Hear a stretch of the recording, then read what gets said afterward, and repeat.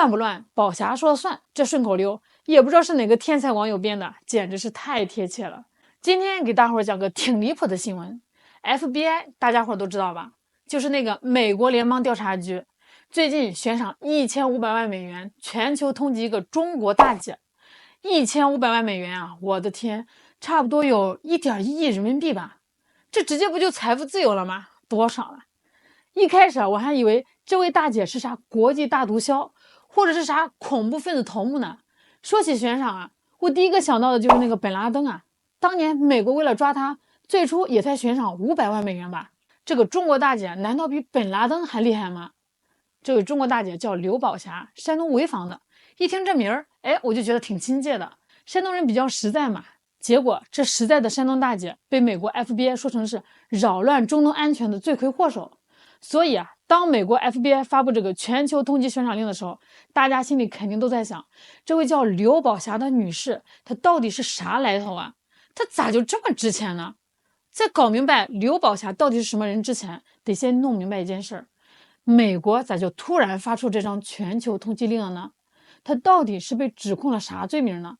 现在按照美国那边的说法，他们一口咬定刘宝霞把美国的无人机零件卖给了伊朗的革命卫队，还说他是在帮胡塞武装把这些高科技零件用在袭击红海上的商船上，甚至还影响到了以色列的安全。哎呦我的天哪，这帽子扣的也太大了！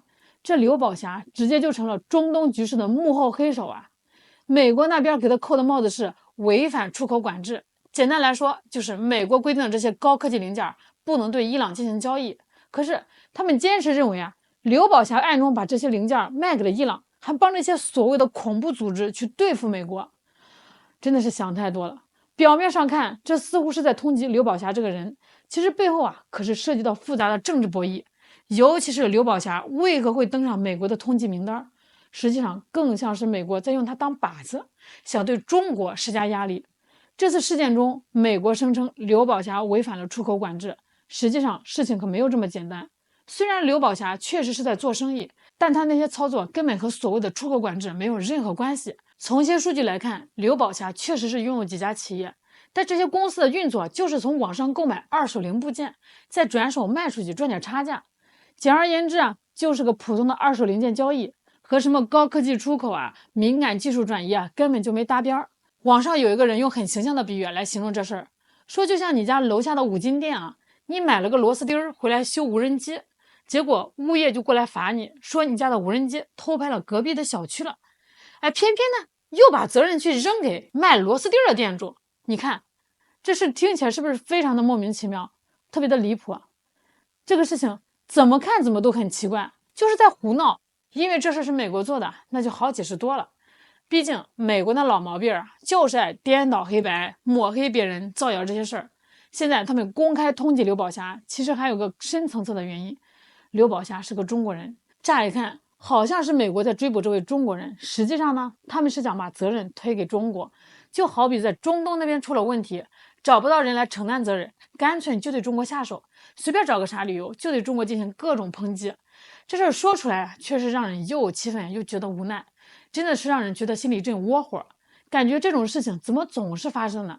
你说人家明明是个中国人，结果被扯上国际问题，真是让人无话可说啊。美国对于中国的态度是越来越强硬，同时经济上又遭遇到了一些麻烦，加上美国的关税制裁遭到了中国的反击，搞得美国这边的经济也有点顶不住了。在这种情况下，美国就像个病人急了乱服药啊，开始试图通过强调自己是国家安全的捍卫者来转移大家的视线，不让别人关注国内的混乱管理和经济不稳的问题，尽量把焦点放在中国身上。最近由于一些国际事件，美国国内有不少人在猜测，认为刘宝霞的行为是中国故意安排的，甚至有些说的越来越离谱，试图重新煽动所谓的中国威胁论。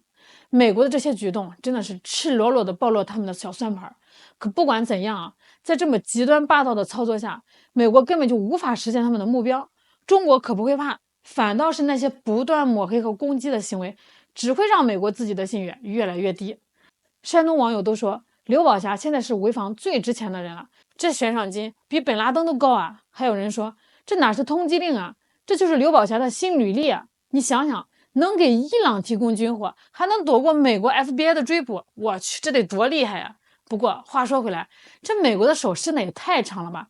中东的事儿关你美国啥事儿啊？人家伊朗想造啥，那是人家的自由，你管得着吗？而且这赏金也太离谱了，就算是军火走私头子，也不至于悬赏这么多钱吧？这明显就是在针对中国吧？有个越南网友就在美版知乎上问了：美国这么做是不是在针对中国？哎呦，这越南小哥眼光挺毒啊，一下子就看穿了美国的阴谋。然后各国的网友就开始在评论区七嘴八舌的讨论开了。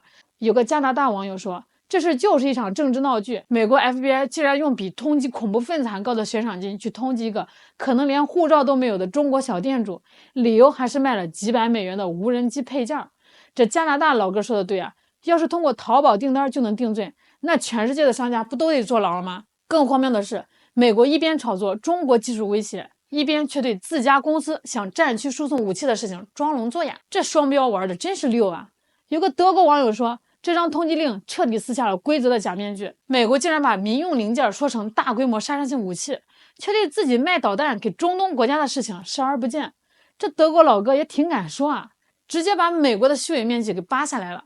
还有个俄罗斯网友更损，他说 FBI 用美国纳税人的钱拍了一部政治惊悚片，结果反派却是一个会在菜市场砍价的大妈，证据是他的购物车里的螺丝钉。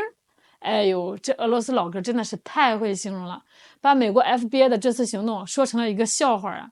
所以这次刘宝霞的爆火，全世界的网友都看清了美国所谓的强权的真实嘴脸。